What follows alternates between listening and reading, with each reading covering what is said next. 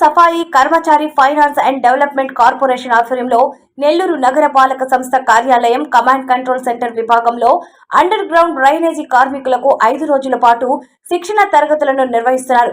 శిక్షణలో 4వ రోజు గురువారం NSKFD corporation state coordinator T Anil Kumar కార్మికులకు వివిధ అంశాలపై శిక్షణ అందించి అవగాహన కల్పించారు. పారిశుద్ధ్య కార్మికుల జీవన భద్రతకు తొలి ప్రాధాన్యత కల్పిస్తూ సఫాయి మిత్ర సురక్ష ఛాలెంజ్ పథకం అమలులో భాగంగా కేంద్ర ప్రభుత్వం నిర్దేశించిన మార్గదర్శకాలను నెల్లూరు నగర పాలక సంస్థలో పటిష్టంగా అమలు చేస్తున్నారని తెలియజేశారు. విధి నిర్వహణలో కార్మికుల ప్రాణ రక్షణతో పాటు వారి కుటుంబాల జీవన భద్రతకై కేంద్ర రాష్ట్ర ప్రభుత్వాలు అమలు చేస్తున్న ప్రణాళికలను వివరించారు. ప్రభుత్వం సూచించిన అన్ని రక్షణ నిబంధనలను పాటిస్తూ స్వచ్ఛ సర్వేక్షణ్ పోటీల్లో ఉత్తమ ర్యాంకు సాధించేందుకు కృషి చేయాలని స్టేట్ కోఆర్డినేటర్ సూచించారు.